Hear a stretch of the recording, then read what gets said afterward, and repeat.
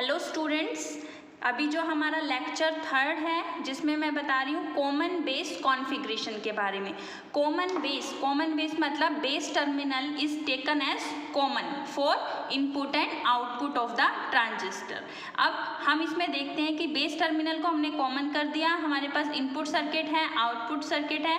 तो हमेशा याद रखना, अगर कोई भी कॉन्फ़िगरेशन आप देखते हो तो इनपुट सर्किट को हमेशा फॉरवर्ड बायस्ड किया जाता है, आउटपुट सर्किट को रिवर्स बायस्ड किया जाता है। तो इनपुट सर्किट में क्या है, एमीटर और बेस। तो emitter base junction is forward biased and collector base junction is reverse biased. तो यहाँ पर ये ट्रांजिस्टर का सिंबल है, देखो P2N हमने ये एमीटर में दिखा रखा है, ये एरो एमीटर साइड दिखाते हैं।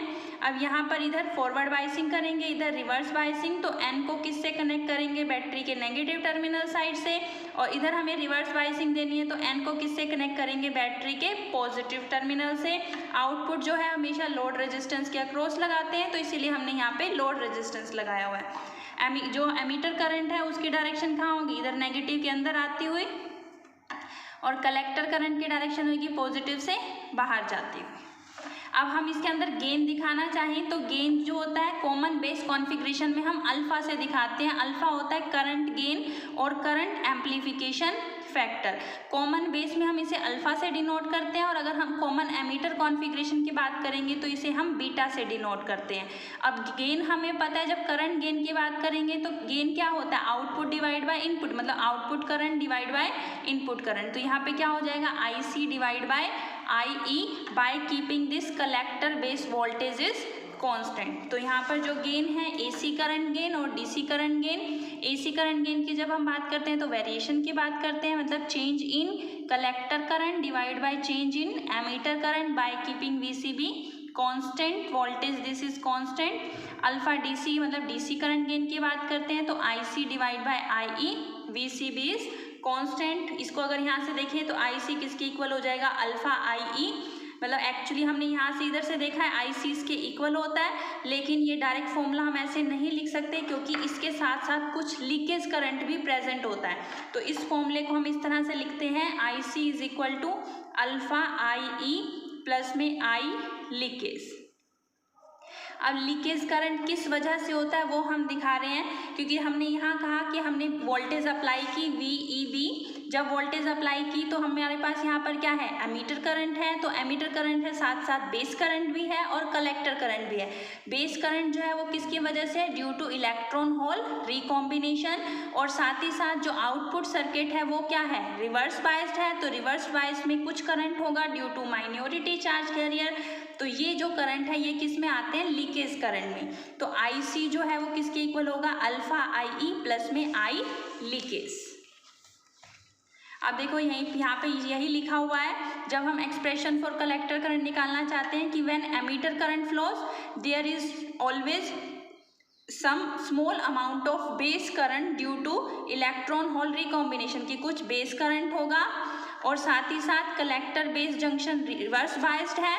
सो there is another current due to minority charge carriers, this current is called as leakage current. इसीलिए हम इस एक्सप्रेशन को कैसे लिख देते हैं, IC is equal to alpha IE plus में I लीकेज। ओके, अब हम यहाँ पर देखो क्या करते हैं, अगर हम VEB को 0 कर देते हैं। VEB 0 करने का क्या मतलब है कि यहाँ से हमने अगर कुछ भी वोल्टेज अप्लाई नहीं की, मतलब इसको हमने 0 कर दिया, तब हम देखते हैं कि हमने यहाँ पर इनपुट सर्किट में कुछ भी वोल्टेज नहीं दी, then a small leakage flow, तब भी कुछ ना कुछ लीकेज होती है। तो इसीलिए हम इस लीकेज को किसकी वजह से बोलेंगे, जो हमारे पास आउटपुट सर्किट है, आउटपुट सर्किट में जो रिवर्स बायसिंग की है वहाँ पर माइनॉरिटी चार्ज कैरियर्स की वजह से जो करंट हो उसी को ही हम क्या कह देते हैं, वो की लीकेज करंट है। तो इसीलिए अगर VEB को हम 0 कर रहे हैं तो जो लीकेज करंट है उसको कैसे लिख सकते हैं, ICBO, मतलब collector base current with open output, मतलब आउटपुट ओपन है जब हमने क्या कर दिया, VEB को 0 कर दिया है। तो इसीलिए I लीकेज को लिख सकते हैं ICBO। तो हमारा जो फॉर्मूला है यहाँ से ये क्या बन गया, IC is equal to alpha IE plus में I लीकेज की जगह ICBO। अब हमें पता है कि एमीटर करंट जो है वो किसके इक्वल होता है, कलेक्टर करंट प्लस में बेस करंट। तो मैं यहाँ से इस फॉर्मूले में पुट कर रही हूँ, आई C is equal to alpha आई ई की जगह क्या लिखेंगे, आई सी प्लस आई बी प्लस में आई सी बी ओ।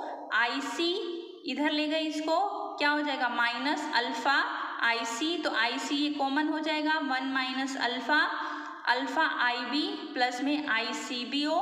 आई सी किसके इक्वल हो जाएगा, alpha divide by 1 minus alpha I B plus में I C B O divide by 1 minus alpha. तो हमारे पास जो एक्सप्रेशन आया है कलेक्टर करंट का in case of common base configuration, that is I C is equal to alpha divide by 1 minus alpha I B plus 1 divide by 1 minus alpha I C B O. तो ये आपको याद रखना है for numerical purpose also, और इसका derivation भी।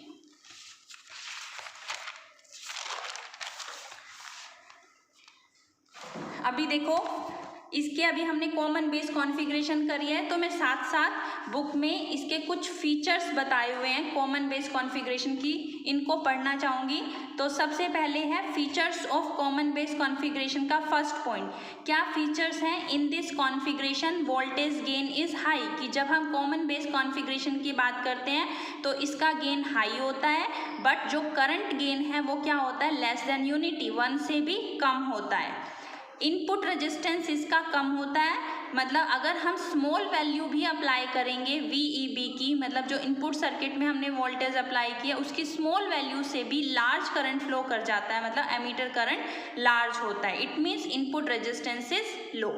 Third point is output resistance is highest, मतलब बहुत ज़्यादा चेंज करें अगर VCB में, मतलब आउटपुट सर्किट में जो वोल्टेज लगाई है तो वहाँ पर अगर हम चेंज करें तो वो प्रोड्यूस करेगा small change in collector current, collector current में स्मॉल चेंज ही होगा।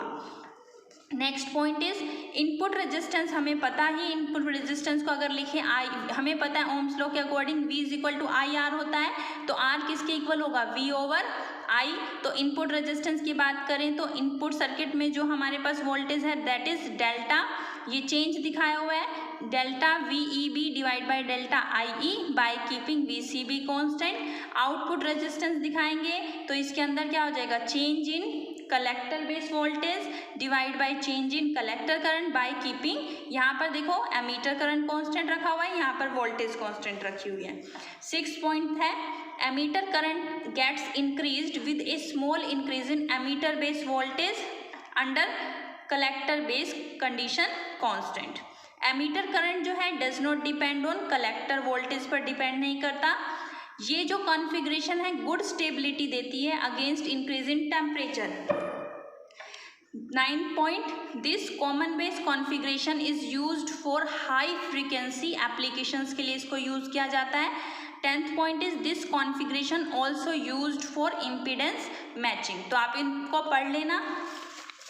नेक्स्ट देखो, next configuration is common emitter configuration. अब हमें नाम से ही क्लियर है, कॉमन एमीटर मतलब कि emitter is taken as common for input and output circuit. तो यहाँ पर देखो जो हमारे पास इनपुट सर्किट है ये है, इधर क्या है एमीटर, देखो ये एमीटर हो गया, तो एमीटर टर्मिनल जो है कॉमन है इनपुट और आउटपुट में। तो ये हमने ट्रांजिस्टर दिखाया हुआ है NPN, यहाँ एमीटर साइड क्या दिखाएंगे, ये दिखा दिया हमने एरो।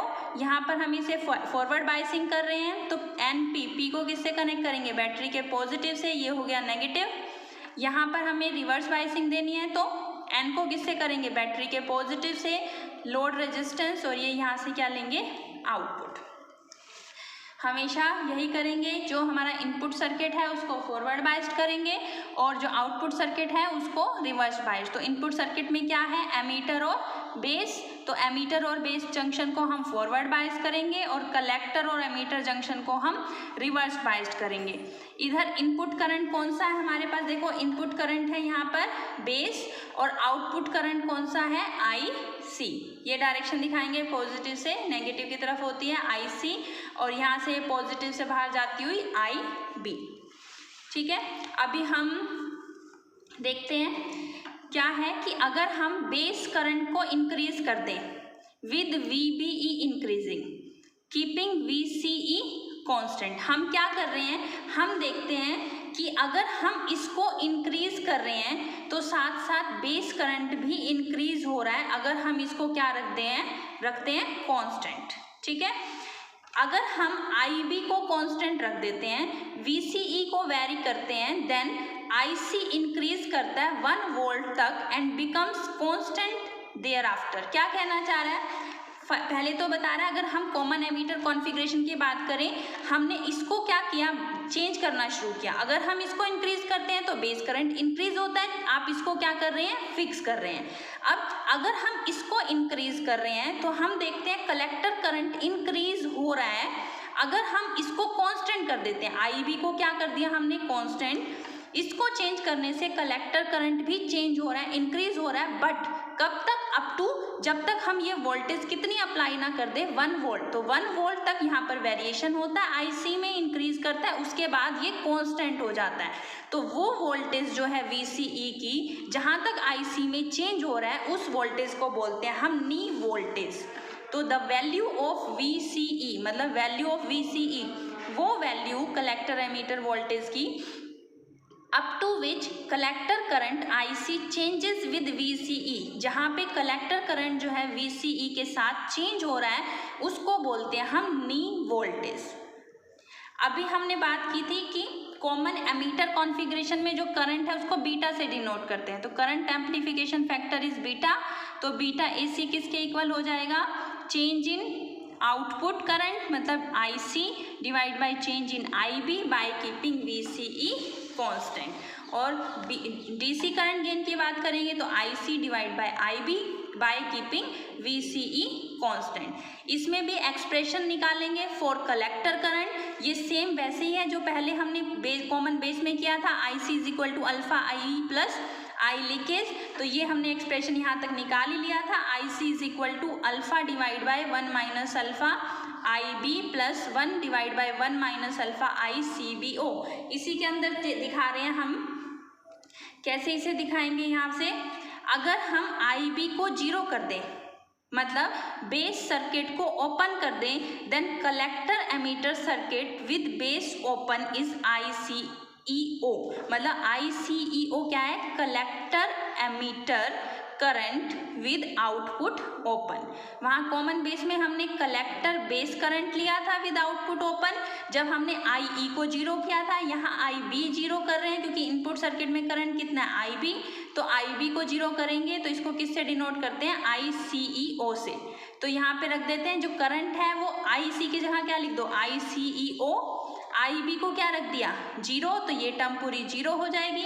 यहाँ पे क्या आ जाएगा, plus 1 divide by 1 minus alpha ICBO। तो एक रिलेशन निकल गया किसमें, ICEO करंट में और ICBO करंट में। ठीक है, और यही रिलेशन हम इसमें वापस पुट कर देते हैं। तो IC is equal to alpha divide by 1 minus alpha IB plus में इसको क्या लिख सकते हैं, ये क्या है, ICEO। तो यहाँ से IC किसके इक्वल हो जाएगा, इसको नाम दे देते हैं बीटा। बीटा और अल्फा में रिलेशन होता है, ये हम आगे निकालेंगे। Beta is equal to alpha divide by 1 minus alpha. तो ये IC किसके इक्वल हो जाएगा, बीटा IB प्लस ICEO। अब इसी के हम कॉमन एमीटर कॉन्फ़िगरेशन के फीचर्स भी देख लेते हैं साथ ही साथ। क्या इसके फीचर्स हैं, देखो कॉमन एमीटर कॉन्फ़िगरेशन के features. In this configuration both current gain and voltage gain are high. इसमें करंट गेन और वोल्टेज गेन हाई होते हैं, जबकि कॉमन बेस कॉन्फ़िगरेशन में क्या था, current gain less than unity था। Second point, input resistance low होता है। थर्ड पॉइंट, आउटपुट रेजिस्टेंस जो है कॉमन एमीटर सर्किट का लेस होता है than common base circuit. Common base circuit में बहुत ज़्यादा हाई था। Fourth point, input resistance is change in base emitter voltage to base current by keeping VCE constant. Fifth point, output resistance change in collector emitter voltage to change in current by keeping IB constant. Six point, for any value of VCE above knee voltage IC is nearly equal to beta IB। और ये कहाँ use होता है, for audio frequency applications and by stabilisation methods।